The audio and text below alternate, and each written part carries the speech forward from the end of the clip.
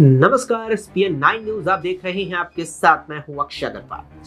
लोकसभा चुनावों का मतदान जारी है और आज देश भर में यहां कई सीटों पर या कहीं देश भर की 58 सीटों पर मतदान हुआ और 58 सीटों में हरियाणा की सभी 10 की 10 लोकसभा सीट भी शामिल थी। ऐसे में एक बड़ी खबर हरियाणा से ये आई कि हरियाणा के जींद जिले के सुंदरपुरा गांव के ग्रामीणों ने एक महापंचायत बुलाई और उस पंचायत में यह फैसला लिया गया कि 25 मई यानी कि आज होने वाले लोकसभा चुनावों में मतदान का पूरी तरीके से बहिष्कार किया जाएगा।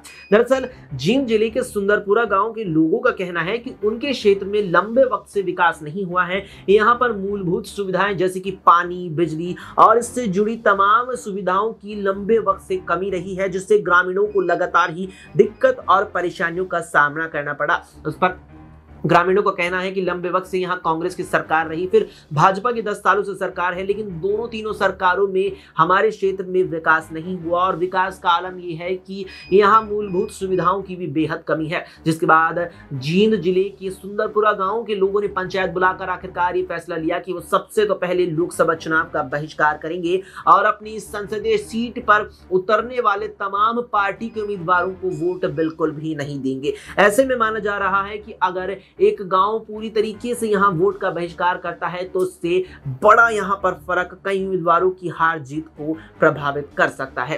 दरअसल लोकसभा चुनाव में भारत के दृष्टिकोण से अगर देखा जाए तो एक लोकसभा सीट पर देश में औसतन 16 से 18 लाख रजिस्टर्ड मतदाता रहते हैं। ऐसे में एक गांव की आबादी अगर हरियाणा के दृष्टिकोण में देखी जाए तो वहां की आबादी लगभग 35 से 50 हजार के करीब आती है। ऐसे में अगर इतना बड़ा तबका मतदान का बहिष्कार करेगा तो वाकई में हार जीत जिन उम्मीदवारों की होनी है वो प्रभावित हो सकती है। ऐसे में भारतीय जनता पार्टी के लिए भी ये एक बड़ा झटका लगा है, क्योंकि प्रदेश में बीते 9.5 सालों से भारतीय जनता पार्टी की ही सरकार है और पिछले 2 आम चुनावों में हरियाणा में सबसे ज्यादा सीटें भी बीजेपी ने ही जीती है। ऐसे में एक गांव के द्वारा पूर्ण तरीके से चुनाव का बहिष्कार करना बीजेपी के लिए बड़ी ही चिंता का विषय है।